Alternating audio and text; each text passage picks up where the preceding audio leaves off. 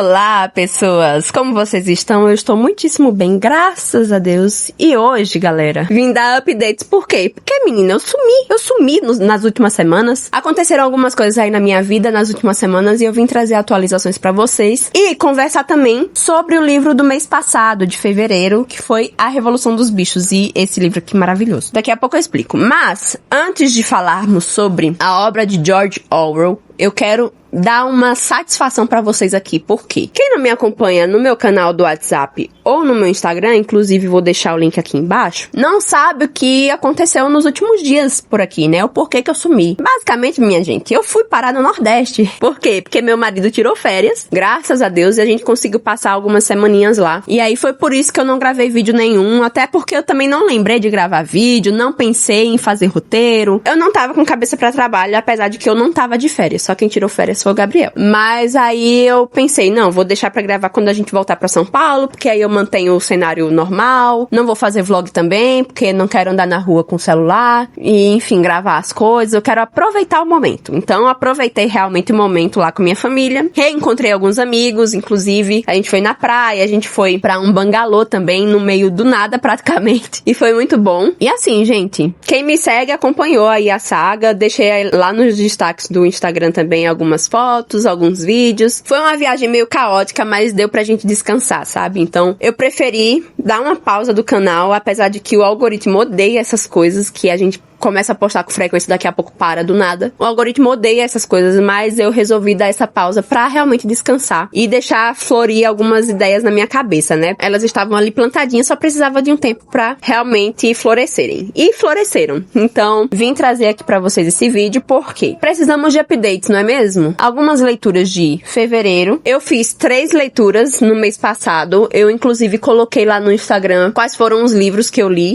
O primeiro deles foi Adoração no Lar, que eu li em conjunto com o Gabriel aqui. E esse livro aqui é muito importante e com certeza eu vou reler. Acho que eu vou colocar como leitura obrigatória todos os anos, porque é um tema importantíssimo que, se a gente descuida, a gente se perde. Que nada mais, nada menos é do que o culto doméstico. E a gente já tava pensando em começar essa prática, né, do culto doméstico e tal. Só que a gente não conseguia entrar no consenso da estrutura do culto doméstico. E aí eu comprei o lecionário, que eu já mostrei pra vocês, e ele tem nos ajudado muito em relação à liturgia do nosso culto doméstico. A gente tem seguido ele. E aí, veja, né? A gente sabia da importância do culto doméstico, mas como a gente não sabia como praticar, a gente deixava passar, a gente fazia esporadicamente, cada um fazia seu próprio devocional, e era por isso, ficava por isso mesmo, né? Só que aí, depois do lecionário, a gente começou a fazer constantemente, assim. A gente começou, manteve a constância e manteve a consistência em relação ao culto doméstico, melhorando inclusive algumas coisas por conta desse livrinho aqui. Inclusive, uma das coisas que a gente melhorou recentemente foi que a gente incluiu o canto dos salmos no nosso culto doméstico. Por quê? Porque Joel Bick vai falar sobre a estrutura do culto doméstico, né, que é oração, leitura e louvor. Cara, esse livro aqui é tão pequenininho e tem menos de 100 páginas, e ele fez um efeito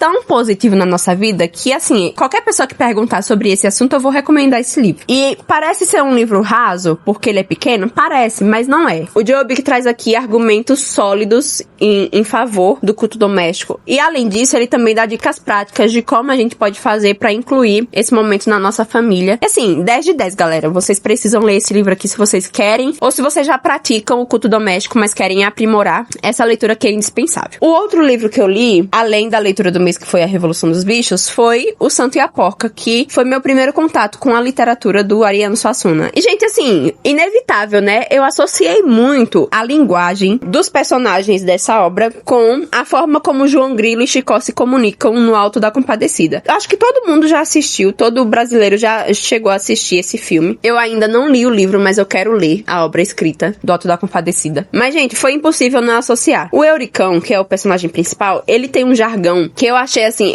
na hora que eu li, eu lembrei logo do João Grilo, porque o Euricão é muito apegado ao dinheiro, né? E ele fala muito, ai, a crise, ai, a carestia.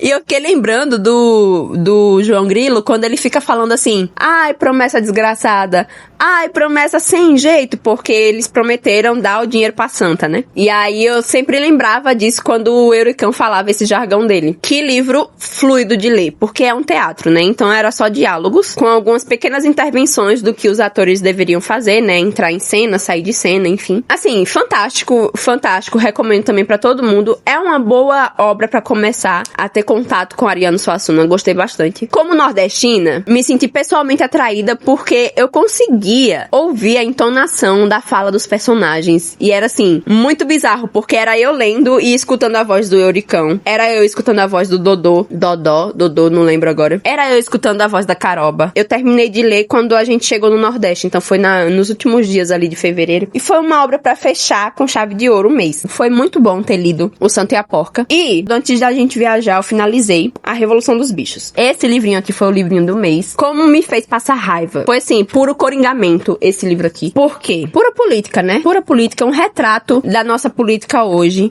Eu sei que foi escrito numa época muito diferente da nossa, pra um governo muito diferente, assim, muito diferente, vírgula, né? Mas eu não vou falar muita coisa não, senão o YouTube me corta. Mas esse livro aqui foi escrito como uma sátira, digamos assim, do governo stalinista e da disputa, né, entre Stalin e Trotsky. Se eu não tivesse lido essa parte do apêndice, né, onde ele fala sobre essa questão do governo de Stalin, Trotsky, etc., eu diria que ele tá escrevendo sobre o Brasil, porque, olha, ler isso aqui dá uma desesperança, uma desanimada, porque a gente vê a nossa realidade estampada nesse livro, estampada. Inclusive falam também que 1984 é bem parecido, nessa questão de a gente se identificar. Eu coloquei como meta, pra mim, não me abusar muito com política, porque, assim, é um tema que eu não tenho estudo suficiente e eu me emociono fácil. Então, assim, eu fico com raiva muito fácil, sabe? Porque são tantas coisas que me revoltam. Mas, enfim, voltando pro livro, pra vocês terem ideia, né? A história começa com Senhor Jones, que é o dono da granja, e Major. Major, ele é o animal que dá início a toda a revolução que a gente vai ver ao longo do livro. E aí, o que acontece? Os humanos, como em qualquer outra granja, governavam o que acontecia lá dentro, gerenciavam aquela fazenda. Até aí, tudo normal. Até que um dia chega Major, que é um porco idoso, chega pros mais novos, pros animais, reúne todo mundo ali e fala assim: a razão de todos os males que sobrevêm aos animais é tudo culpa da tirania humana. Vocês não estão vendo não, camaradas? É tudo culpa dos humanos. E aí começa um pensamento revolucionário, né? Por quê? Porque ele fala de destituir os humanos desse poder. Então, os animais, eles começam a pensar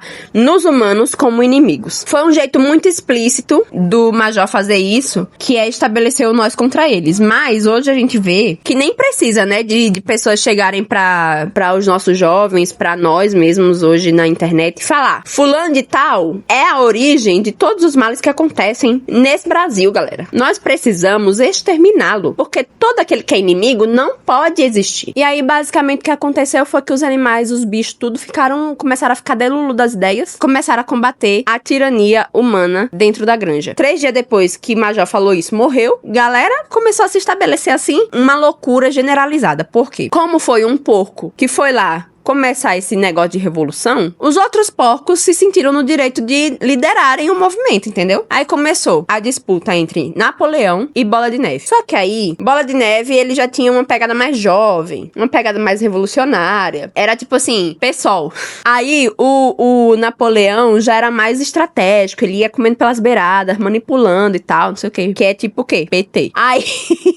Aí o que acontece? Eles começaram a disputar entre si. Um queria uma coisa, o outro se opunha de propósito para os bichos não aceitarem. Como ele era um pouco mais velho também, os bichos enxergavam ele com mais respeito, com mais autoridade, etc. E ele saía fazendo a cabeça de todo mundo, galera. Todo mundo. Napoleão, né, que é o mais velho. Depois de ter expulsado o humano lá, o Senhor Jones, da fazenda, e eles terem tomado o poder, passou-se o tempo, né, eles se organizaram como sociedade ali dentro. Eles estabeleceram 7 mandamentos para orquestrar ali o comportamento dos bichos dentro da granja, né? Então, primeiro mandamento era: qualquer coisa que ande sobre 2 pernas é inimigo. Então vejam como o negócio é assim, extremo. Os humanos saíram de pessoas que administravam a fazenda para o nosso bem para inimigos. De uma hora para outra. O que andar sobre 4 pernas ou tiver asas é amigo. Então, toda espécie de bicho é nosso amigo. Aí vocês já veem, né? 3. Nenhum animal usará roupa, porque roupa era característica humana. Então, tudo que é parecido, humanizado, né? Tudo que é próprio do ser humano era, de certa forma, rechaçado por eles. Então, eles não queriam se parecer com humanos de forma alguma. 4. Nenhum animal dormirá em cama, porque quem dorme em cama são humanos. Nenhum animal beberá álcool, porque é uma forma de lazer de quem? Dos humanos. Nenhum animal matará outro animal. E 7º, em último lugar, todos os animais são iguais. E esse é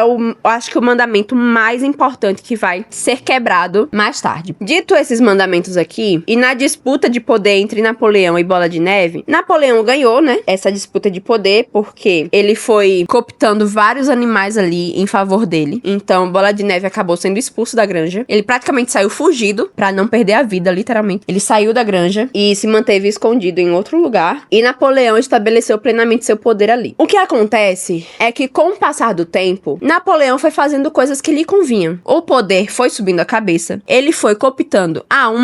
Um personagem importante aqui, nessa narrativa, é o Garganta. Ele pode ter outro nome em outras edições, mas nessa aqui ele se chama Garganta. Que é, basicamente, o porta-voz da verdade. É vamos dizer assim, o ministro da verdade do governo do Napoleão dentro da granja. Por que eu falo isso? Porque tudo que era contra Napoleão, ele argumentava convencendo os outros bichos a ficarem a favor dele. Se algum bicho questionava qualquer mínima atitude do Napoleão, o Garganta ia lá e falava, convencia na lábia esses bichos a concordarem com a atitude de Napoleão. Então, mesmo que a atitude dele fosse errada, o Garganta tinha uma lábia tão boa que os bichos, eles aceitavam. Inclusive, assim, uma coisa que me deu muita agonia enquanto eu lia, era ver como os bichos são preguiçosos pra pensarem por si mesmos. Eu acho que o único aqui que se livra, de certa forma, disso é o Benjamin, que é o burro. Porém, o defeito do Benjamin é ser conformado com a realidade atual dele. Então, se eram os humanos governando ali a granja, pra ele tava tudo bem. Se eram os bichos governando a granja, pra ele tudo bem também. Ele ia fazer o que fosse necessário pra sobrevivência dele, ia se importar com ele mesmo como indivíduo, e era isso aí. O bem-estar dele era o que mais importava. Não era o bem-estar coletivo, não era combater o mal das autoridades dentro daquela granja. Não, pra ele ia se conformar ao que viesse. Porque, segundo ele, burros viviam muito tempo. Burros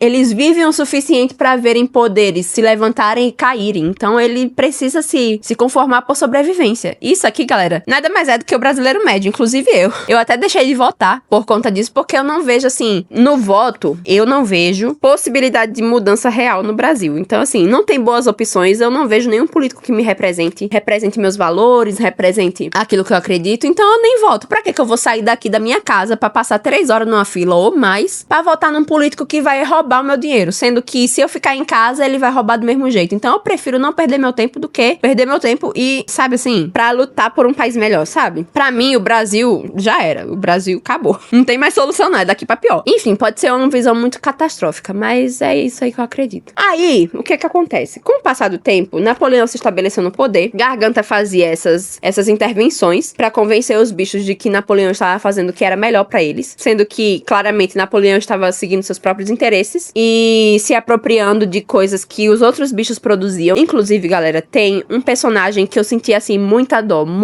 que é o Sansão. Eu não vou contar o que acontece com ele, né, mas, assim, é um bicho que a vida dele é trabalhar pelo político dele. Então, ele é total massa de manobra, assim, do político, que no caso era o Napoleão, né? Tudo que Napoleão falava pra ele tava certo, o que ele tinha que fazer era trabalhar ainda mais, botar a mão na massa e tal. E com isso, com esse pensamento, muitos bichos se aproveitavam dele, tá? Se aproveitavam dele porque viam que ele tava fazendo as coisas, e os outros bichos se mantinham preguiçosos, assim, de fazer. O Sansão acordava mais cedo pra trabalhar, pra colocar em prática os projetos de Napoleão, e quem usufruía dos louros, né, do trabalho do Sansão eram os outros bichos e o Napoleão, o próprio Napoleão, né? A classe dos porcos ali era quem mais usufruía dos benefícios do trabalho dos outros bichos. Quando o Napoleão começou a governar de fato a granja, o poder dele subiu a cabeça, então ele cortou ração, né? Diminuiu a ração dos animais, aumentou a ração dos porcos, porque, segundo ele, os porcos eram os que trabalhavam intelectualmente, ou seja, precisavam de mais energia, precisavam de mais alimento para que a mente deles continuasse funcionando funcionando melhor. E assim, gente, sinceramente, esse discurso parece de quem? É um discursinho, assim, que eu consigo identificar facilmente. E esse livro, assim,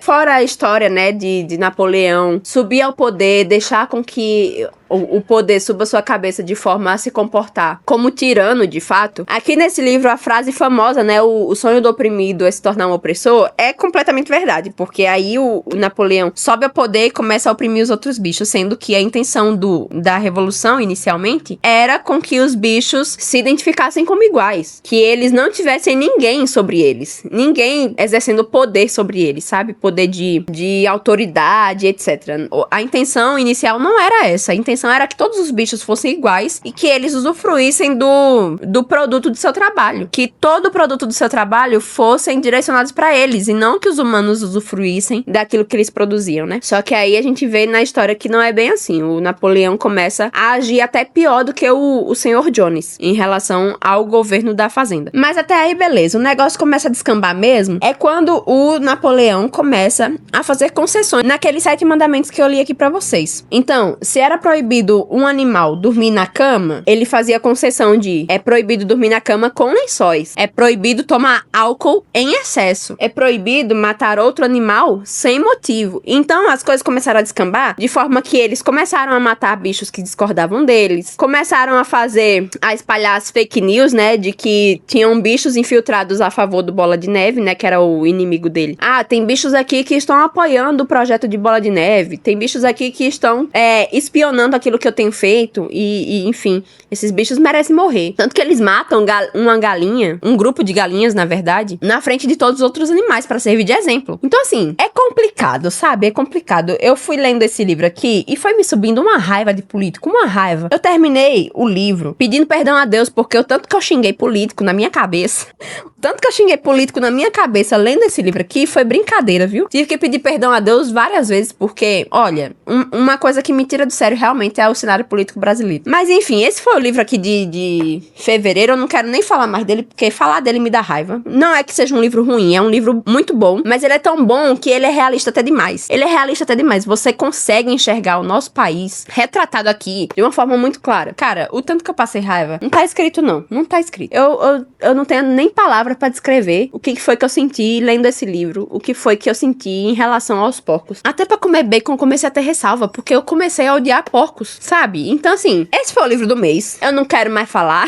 Nos próximos vídeos eu trago aqui updates em relação ao desafio de 180 dias, que foi uma coisa que me perguntaram no último vídeo. Vou trazer updates porque algumas mudanças foram feitas. Me contem aqui nos comentários se vocês já leram esse livro aqui, o que vocês acharam, porque eu tô numa relação de amor e ódio. Vou encerrar o vídeo por aqui. Espero que vocês tenham gostado desse meu regibate. É o que temos pra hoje. Se vocês gostaram, vocês curtam, comentem, compartilhem e não deixem de se inscrever no canal, porque eu vejo que a maioria das pessoas que assistem aqui meu canal não é inscrita, então por favor se inscrevam. Um beijo e um queijo e tchau!